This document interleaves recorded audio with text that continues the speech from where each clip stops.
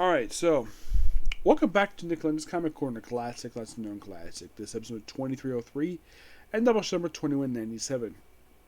I've got two DC trades. The first of which is the third book by this creative team. And this is a book that came out 15 years ago.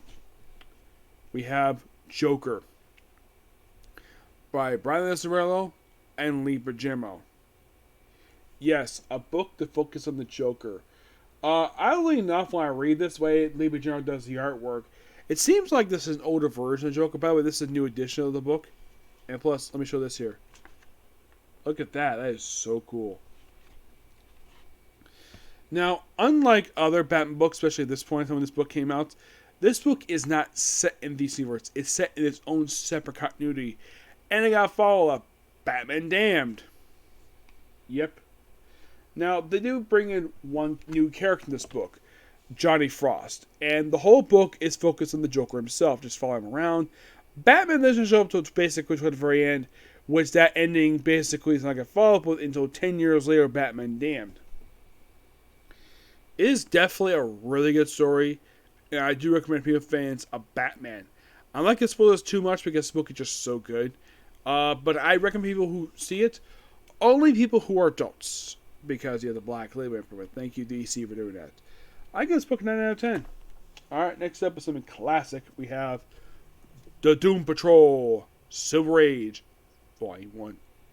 This book collects My Greatest Adventure, 80-85, and Doom Patrol 86-95. Now, My Greatest Adventure, issue number 80. This is the debut of the Doom Patrol, along with the debut of General Zao. By all the issues you read by Arnold Drake with Bob Haney, and art by Bermanini.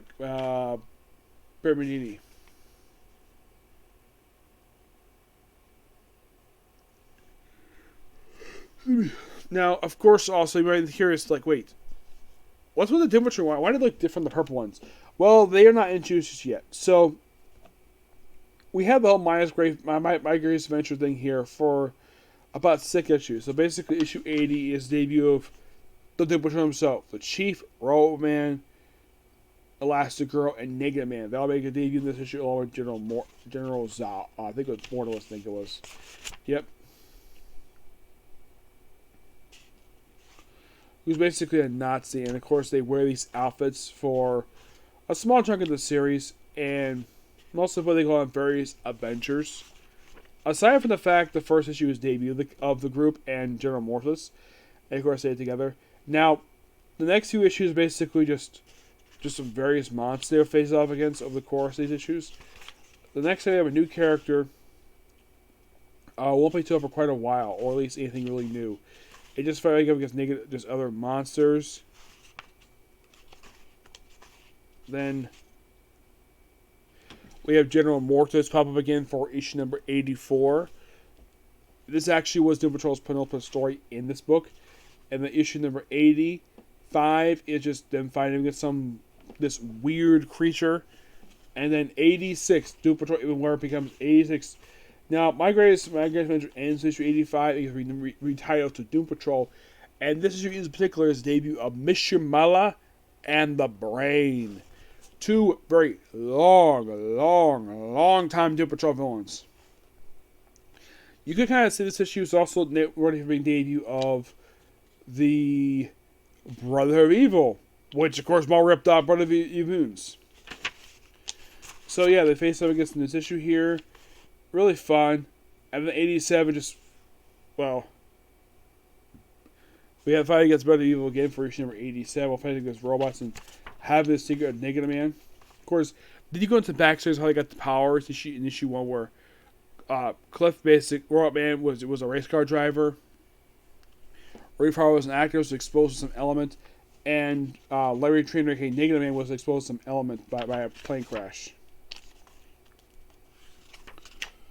And then issue number 88, we get the words of the Chief of how he got the way he is. Excuse me.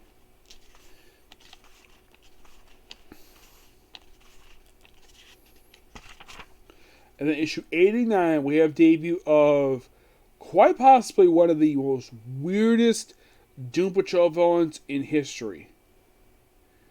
Oh, and also one of the most weirdest characters ever introduced in DC Comics. The Animal, Vegetable, Mineral Man. A guy who they fought in the original volume a handful of times. Yeah, this issue is his debut.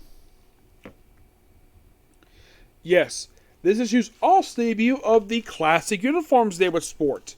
Yes, uniforms they would sport up until, like, actually, as of current. They adapt these brand new costumes, and they basically continue wearing this very day. It's explained in the issue that the uniforms were created by Rita Farr, which I like these better than the all green outfits they're wearing. So, after they defeat the Animal Vegetable Mineral Man, they have basically like a backup story in here. They also have with Elastigirl. And then we have where the Chief is very much supposed to kill Doom Patrol in issue 90. You're thinking, okay, are we getting any more Doom Patrol villains make debut? Well, we have someone called the Garnax in issue number 91 for Doom Patrol.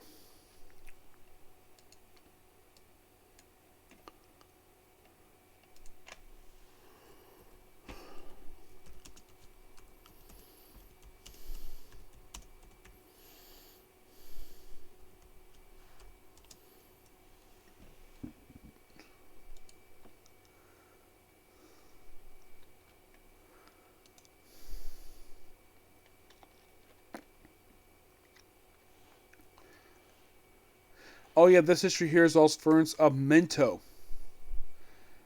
Gargax. He, of course, well, after this issue here, he kind of becomes a recurring villain in this book, and he gets killed off before Grant Morris takes over the book. Yeah, mostly put appears in flashbacks.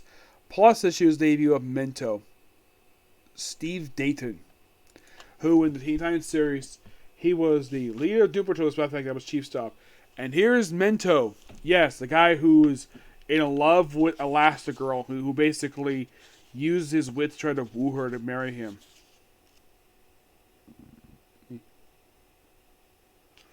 Yeah.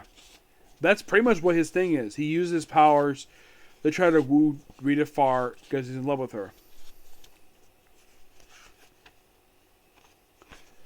So then, of course, we have issue number 92 to fight up against a clock villain. Dr. Time. Who does appear much after this book. Yeah, after this issue, he does not return again until 2010. Actually, no, 2006. Do not know why he waited so long to come back, but he did. Excuse me. Yep. And then 93. They have a rematch with the Brother of Evil. Well, let me take a look here. Madame Rouge. She made a debut in issue 86. Yeah. So in 93, fight the Brother of Evil again. And then 95, they find someone named Ostra. And that's it. Really classic book. Give the book roughly a 10 out of 10. If you're curious for the other people they fought,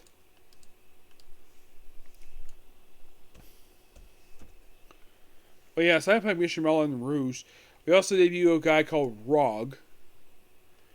Just a robot. Yes, he's a robot. He only appeared a few times. He only appeared just in, like, issue 86. Popped up a couple more times after that, and that was it for him. There's also Mr. Morden, who became Mr. Nobody.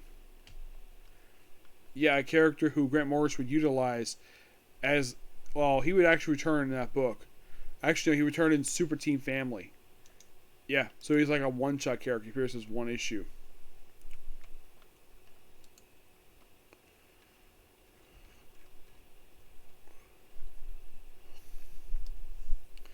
Now, in the case of other characters make a debut in these issues as well. General Mortis, He is surprisingly still around.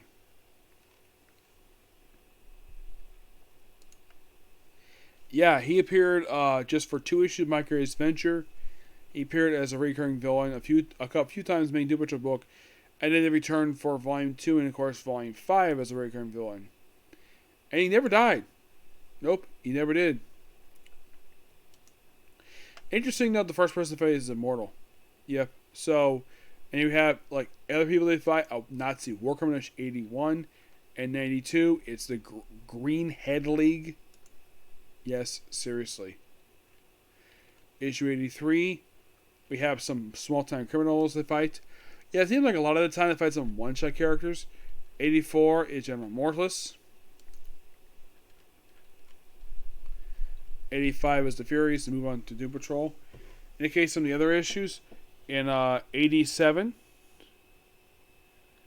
we have more Brother of Evil stuff, like I mentioned. 88, they apparently have Death of General Mortis. And as I mentioned, the Animal Vegetable Mineral Man, who was a recurring villain in this book and didn't return to this fight this group again for many years. Yeah, that's the thing. He appeared like one more time after this. He appeared in issue 95, and that was it for him for a while until he popped up in Secret Origin number 2. And number 1, and 2 issues of Volume 2, and then he appeared as a recurring villain throughout Volume 5. It was almost like basically that the writers of DC didn't know what to do with him, and of course 90 is more Brother Evil stuff. They like appearing a lot in these issues. Alright, let's discuss that one. Discuss that one already. He was second. Rog pops up in the issue, and then of course 94 is Astra, and then 95 is the one-shot return of Ambitchman, man, and that's it.